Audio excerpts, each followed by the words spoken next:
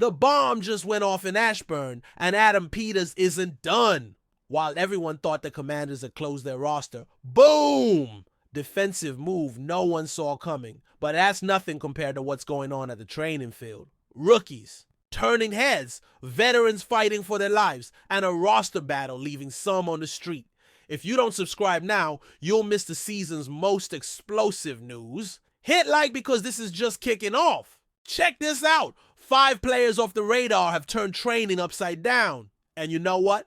I think this is exactly what Dan Quinn needed to shake up this roster. Training is winding down, but the roster battles are just starting. Trey Amos as the cornerback shattering expectations. Let's start with Trey Amos. This cornerback we snagged in the second round was destined for pick 29, but Peters played smart and grabbed him at 61. Now the kid's playing starter alongside Marshon Lattimore. I'm telling you this, when a rookie shows no beginner nerves and is ready to stop the run, that's the kind of player that builds champion defenses. Dan Quinn and his staff give nothing to rookies. Doesn't matter if you were a first-round pick or undrafted, everyone starts at the bottom. But Amos didn't just accept the challenge, he blew it away. What impresses me most is Quinn immediately. Put him as the starting boundary corner. You know what that means. The kid's covering the top receivers without showing typical rookie weaknesses. And here's the best part. He's not one of those fancy cornerbacks who won't tackle. Amos is in there for run support like a linebacker. Joe Witt Jr. probably couldn't believe his eyes. After the issues we had in secondary last year, finding a rookie cornerback who can contribute immediately is like finding gold. Expectations have already gone through the roof, and I believe Amos will surpass even those. Jackery Crosky Merritt, the most inspiring story. But here comes the good stuff. Jackery Crosky Merritt, the running back stripped of his NCAA eligibility, is running like his life depends on it.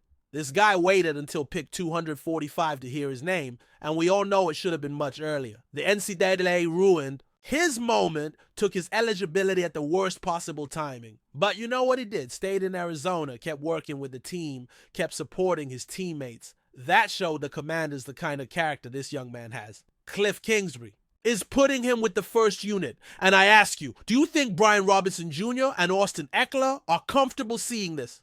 Because I think the competition is just beginning. Crosky Merritt is running with the purpose and aggression that made him famous in college. He immediately started making waves in the running back room. When you see Kingsbury working a rookie with the first team as camp progresses, that's a huge sign. Brian Robinson Jr. and Austin Eckler seem secure as the starting tandem right now. But if Crosky Merritt continues this trend, he has a real shot at RB3. And if that happens, I wouldn't be surprised to see him in the offensive rotation much sooner than anyone anticipated. This is the kind of underdog story I love. Jeremy Reeves, the veteran, finally finding his moment. And let's talk about Jeremy Reeves. We all knew he was a beast in special teams. The man is all pro for a reason. His energy is infectious, the kind of player who keeps the locker room united in good and bad times. But everyone saw him as a one-trick pony. The Commanders always thought highly of Reeves, but even the new regime was reluctant to give him opportunities in defensive rotation. It was expected that this trend would continue in 2025, but Joe Witt Jr. had other plans. Witt was clear he wanted to involve Reeves more in defense. The coordinator believes his playmaking ability and instinctive style can be a major asset, and he kept his word. Reeves is shining throughout camp. His ferocity and composure in equal measure have been like fresh air. He's thriving in 3 safety, sets alongside Quan Martin and Will Harris. This is exactly the confidence boost he needed. Now I'll tell you this, when a veteran who was always underestimated finally finds his moment, that's pure chemistry for a winning team. I hope Witt implements this schematic concept when the situation calls, because no one deserves this more than Reeves. Noah Igbinoghene, the forgotten redemption now. Igbinoghene had become a forgotten figure in the cornerback room this offseason. 2 new arrivals with starter credentials, the healthy return of Marshon Lattimore and the ongoing ascent of Mike Sainristil buried him in the depth chart as something irrelevant. The former first-rounder from Auburn earned a new 1-year contract. Before free agency, he may never reach the heights expected as a first-round pick, But his production last season represented a big step in the right direction. Burgundy has put that newly acquired momentum to good use this summer.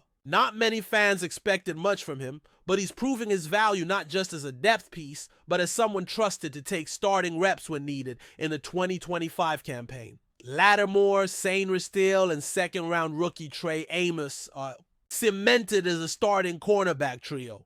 The Commanders will need more if they want to counter some imposing aerial attacks on the schedule, and Burgundy is showing the expected improvements. Things looked grim for Burgundy once during this offseason. After improving his consistency and showing the right determination when faced with adversity, that's no longer the case. Jacare Brooks, the undrafted who has everyone talking. The Commanders' wide receiver dynamic has been under a cloud all summer.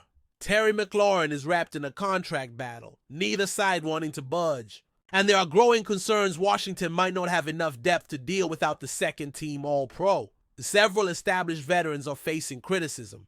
However, reports remain brilliant around undrafted rookie Jacare Brooks as he seeks an impactful spot on the 53-man roster. Brooks was a high-priority target for the Commanders once the 2025 draft concluded. A poor 40-yard dash time dropped his stock enough not to hear his name, but it was evident early this offseason that the receiver plays much faster. Perfect he may not be, but no one expected him to be. Overall, everyone associated with the Commanders has been pleasantly surprised by Brooks' production and future prospects. He also carried this into a typical game day atmosphere, catching all 5 targets in Washington's preseason opener against the New England Patriots. Momentum is building around Brooks. At the same time, the Commanders lean towards veteran players, as Adam Peters embarks on a win-now philosophy. This means it could legitimately go either direction for the Louisville product. Now I ask you, isn't this exactly what we needed to see? Real competition that will elevate the whole team's level.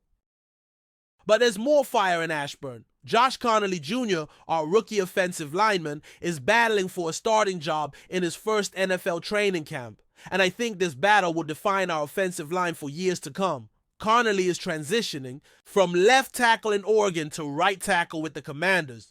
And let me tell you something, it's not easy. It's like asking a lefty pitcher to become a righty. But according to Pro Football Network, the kid exceeded expectations in the first preseason week. In 14 pass blocking snaps against New England, he allowed just 1 pressure. And excelled in several run blocking sequences. That's exactly what you want to see from a rookie trying to protect our 2025 Rookie of the Year, Jayden Daniels. Dan Quinn couldn't contain his excitement after the game. Listen to this. I know what I felt watching the practice tape. I feel like I'm in that same space again. As I said, I felt strong with him in the first performance. When your head coach talks like that about a rookie, that's a huge signal. But here's the challenge. Connelly is competing against Andrew Wiley for the right tackle job. Wiley is a veteran with experience, and that experience counts a lot in this league. Quinn and Peters have to decide between pure potential and proven experience. I'll tell you this. If the Commanders decide to go with Wiley, it's probably just for experience, not preparation. Connelly is ready for the job, but the question is if he can be consistent over multiple weeks. The reality is protecting Jayden Daniels is priority number 1. After what we saw from Daniels last year, we can't afford unnecessary hits. But at the same time, if Connelly can provide that protection while developing his potential, that's a win-win situation. Connelly will have his next chance to prove his consistency when we face Cincinnati on Monday Night Football. Kickoff at 8 p.m. in Northwest Stadium, and a whole nation will be watching on ESPN. This isn't just a roster battle. It's about the future of our offensive line. If Connelly can secure this job as a rookie, we're talking about having a young, talented tackle protecting Daniels for the next 10 years. And here's what I like best, the work ethic. Quinn specifically praised his work ethic before talking about his performance. In the NFL, talent takes you only so far, but work ethic is what separates the great from the good. But Peters wasn't done. They've just signed Antonio Hamilton Sr., a 9-year veteran coming directly to boost our secondary. And I believe this move is smarter than many think. This isn't a desperate move. It's pure strategy. Look at the 4 numbers, 179 tackles, 2 interceptions, 25 passes defended in 109 career games. And he was part of the Chiefs team that reached the Super Bowl in 2020.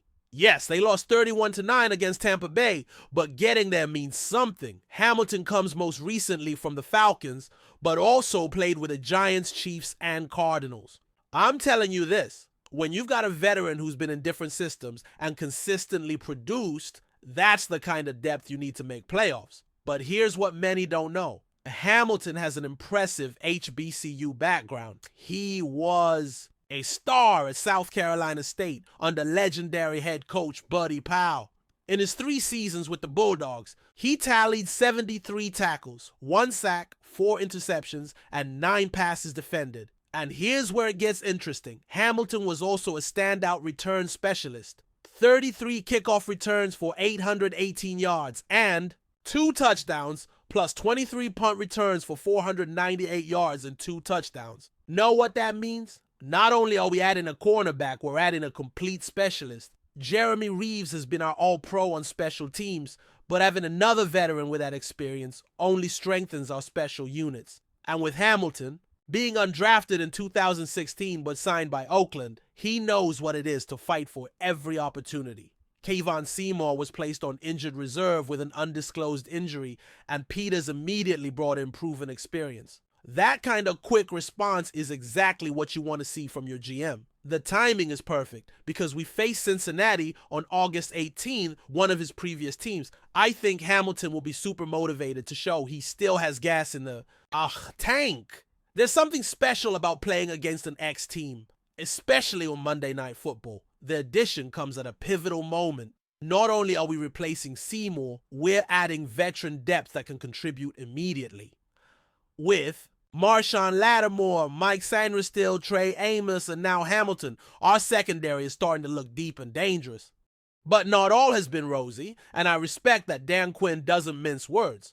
Quinn didn't hold back after the disappointing performance against the New England Patriots, and that tells me we have a head coach who won't accept mediocrity. That any day, performance was disappointing. Quinn admitted it publicly, and that tells me we have a leader who won't sugarcoat things. Standards weren't being met, and he made sure everyone knew it.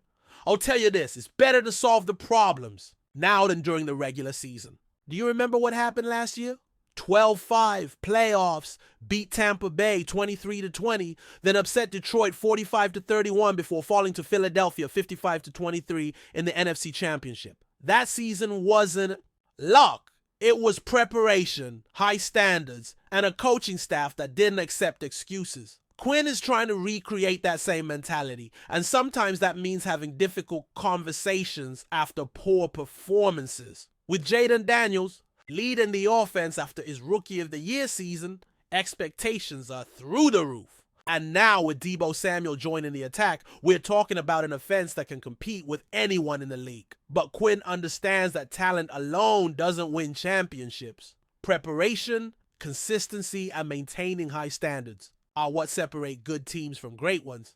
And if that means calling the team out after a bad preseason performance, then that's exactly what needs to be done. The roster is taking shape, and Peters and Quinn have a clear picture of what they want for Week 1. There's still time for some players to change perceptions, but the window is closing fast. The pressure is there. After the season we had after adding Deebo Samuel, after all these smart moves in the draft and free agency, we can no longer fly under the radar. We're a team with real playoff expectations, and Quinn wants to make sure everyone understands that. Terry McLaurin is still in his contract standoff, and that cloud continues to hang over the team. But Quinn is focused on controlling what he can control, preparing his team to be ready when September arrives. The mentality is clear. Either you're ready to compete at the highest level or you'll find your way out of the roster. There are no half measures in the NFL, and Quinn won't pretend there are. Commanders Nation, this is what we've been waiting for. Smart moves by Peters, fierce competition at camp, rookies forcing tough decisions, and a coaching staff that demands nothing less than excellence. What do you think about Hamilton's signing? Do you believe rookies like Amos and Krosky Merritt are going to completely change the team dynamic? And are you ready to see Quinn take us back to the playoffs with even higher standards? Because I'll tell you something, this season is going to be special, but I need you to be part of this family. Subscribe right now because every week I'll bring the most exclusive news, deepest analysis, and perspectives you won't find anywhere else. The roster battle is reaching its climax. We have players fighting for their professional lives, rookies trying to prove they belong,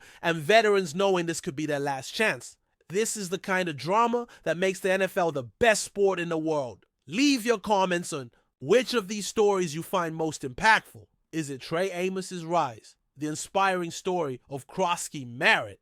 Or do you think the battle between Connelly and Wiley will define our season? Share this video with your fan friends because we need the whole Commanders nation informed and united. We have Monday Night Football against Cincinnati coming, and I want everyone to know exactly what to expect. This is our house. This is our family. And together we're going to experience every play, every roster decision, and every moment of this season that could be historic.